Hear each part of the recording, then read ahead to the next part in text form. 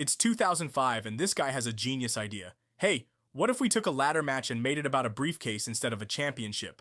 And thus one of the craziest concepts in pro wrestling was born. A match like no other. Sweaty men climbing ladders to grab a briefcase that guarantees a title shot wherever they want, whenever they want. This isn't what it looked like though, because unlike today, Money in the Bank didn't start as a premium live event. It started as a way to get multiple wrestlers on the Mania card who couldn't find storylines. The concept was simple. Put a briefcase with a guaranteed world title match contract 15 feet above the ring, and watch wrestlers destroy each other for 20 minutes trying to climb a ladder and grab the briefcase. The inaugural Money in the Bank ladder match at WrestleMania 21 featured 6 hungry wrestlers desperate for a main event run. Edge climbed the ladder, grabbed the briefcase, and WWE accidentally created one of their most successful concepts of all time.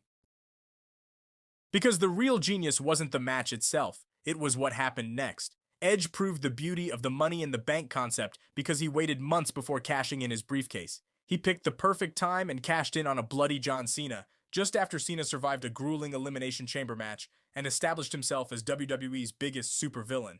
After Edge's legendary cash-in created the blueprint, Money in the Bank became WrestleMania's most anticipated match.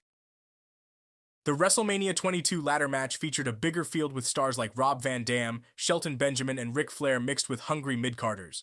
RVD won the briefcase and did something unique. He announced exactly when he would cash in and challenge John Cena at ECW One Night Stand. The ECW crowd absolutely despised Cena, creating the most hostile environment in WWE history. After a bunch of shenanigans, Van Dam pinned Cena in the middle of the ring. Unfortunately, RVD's reign lasted exactly 1 month because smoking weed is more important than being WWE champion. The WrestleMania 23 Money in the Bank match featured perhaps one of the most star-studded fields ever. Mr. Kennedy won the briefcase and spent months cutting promos about cashing in the briefcase until an injury blue-balled him and forced him to forfeit the contract to Edge.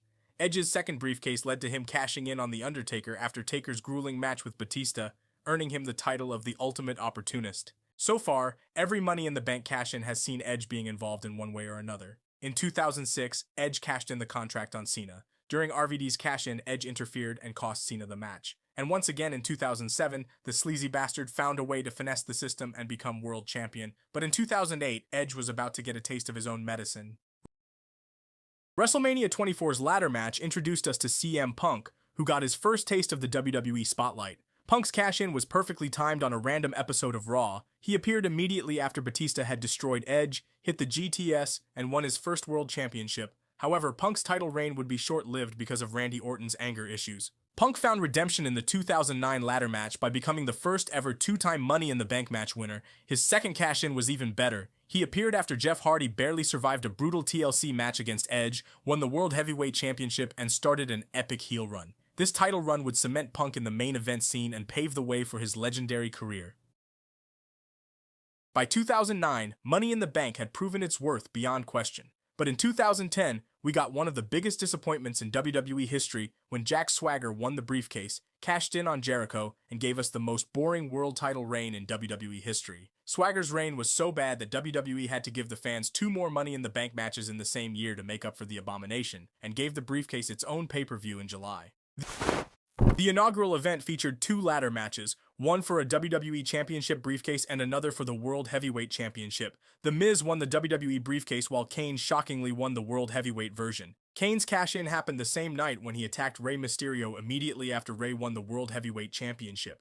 This marked the first time someone cashed in on the same show they won the briefcase. Kane would go on to have a decent reign with matches against Rey Mysterio and The Undertaker before turning into a corporate clown in the coming years. Meanwhile, The Miz carried his briefcase for months until he finally cashed in on Randy Orton and gave birth to this historic meme. Miz's title reign saw him play third wheel in the Rock and John Cena story and was perhaps one of the most mid-title reigns of all time. However, things would spice up a lot more in 2011. The 2011 event gave us Daniel Bryan winning his first major WWE title with the SmackDown briefcase. Bryan carried the briefcase for months before finally cashing in at TLC and planting the seed for his career-defining run over the next 2 years. However, on the Raw side, Alberto Del Rio won the briefcase and cashed in on CM Punk at SummerSlam after Kevin Nash decided to come back to tear his quad once again.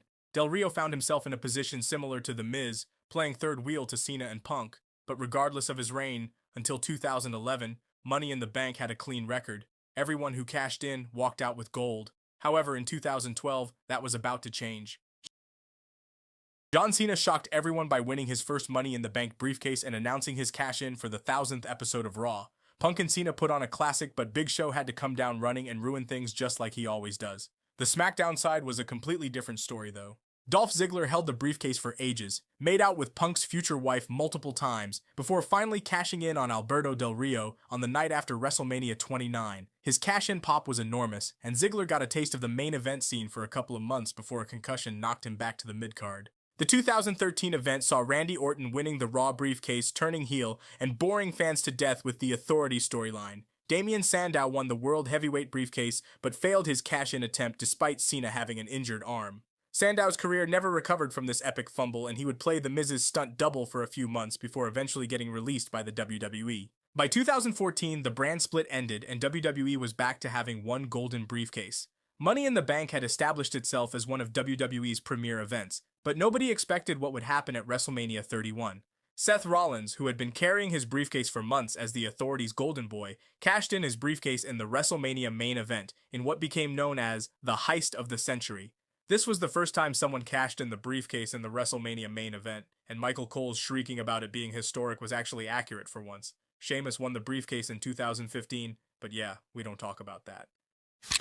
In 2016, Dean Ambrose won the briefcase and led to another history-making moment. Just hours after winning the briefcase, Ambrose cashed in on Seth Rollins, who had just won the title against Roman Reigns, and this led to all three Shield members holding the world title on the same night.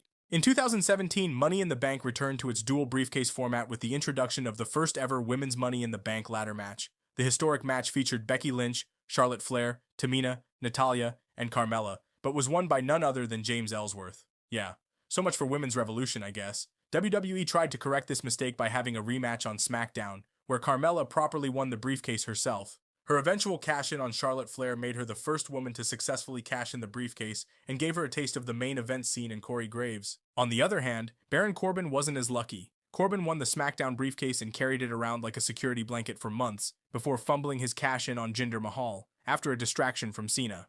At this point, it looked like Cena had an agenda of making others fail their cash-in so that fans would forget his failed cash-in from 2012, but next year, it became clear that wasn't the case.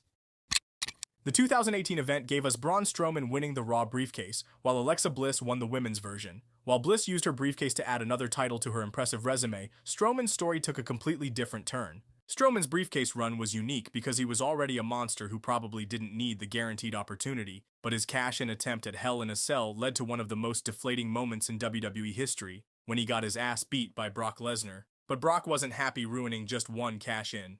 Next year, Brock entered the men's match unannounced and clowned everyone by stealing the briefcase in seconds. On the SmackDown side, Bayley won the women's briefcase and turned into an angry Karen. In 2020, Money in the Bank took a bizarre turn when WWE decided to make wrestlers race to the roof of WWE headquarters. Otis won the men's briefcase in a shocking upset, while Asuka won the women's version. Otis's briefcase run was memorable for all the wrong reasons. He carried it for months without any real storyline before eventually losing it to The Miz, who would cash in, win the title, and lose it just a week later. On the women's side, Becky got pregnant, so she handed Asuka the title and went on maternity leave. Yeah, 2020 was a bizarre year. In 2021, Money in the Bank returned to a more traditional format with Big E winning the men's briefcase and Nikki Cross winning the women's version. Big E's cash-in and title win created one of the biggest pops in recent memory, while Nikki's quick cash-in proved that women have absolutely zero patience. In 2022, Vince handed Theory the men's briefcase, while Liv Morgan won the women's ladder match. Morgan's cash-in on Ronda Rousey the same night once again proved that women have no patience, while Theory turned himself into a clown by cashing in on the United States champion and losing. Damian Priest and Io Sky won the briefcases in 2023, with Priest's eventual cash-in at WrestleMania 40 against Drew McIntyre launching him into the main event scene for a few months. Meanwhile, Io Sky's reign with the briefcase helped establish her as a major player in the women's division for the next 2 years. In 2024, Drew McIntyre finally won his first Money in the Bank briefcase, while Tiffany Stratton captured the women's version. McIntyre's briefcase story was short-lived as he cashed in on the same night, but CM Punk pissed on his plans. Tiffany Stratton cashed in to win the women's championship and eventually lost her tooth to Charlotte Flair at WrestleMania 41. Naomi won the women's briefcase in 2025, while Rollins won the men's version and will most likely cash in on Sami Zayn after Sami dethrones Gunther. Personally, Money in the Bank remains one of my favorite concepts in WWE, but apparently Triple H is not a fan. Throughout its turbulent history over the last 2 decades, Money in the Bank has made for must-see television. Because at any moment, some opportunistic wrestler can appear with a referee who can't seem to follow simple instructions and change everything.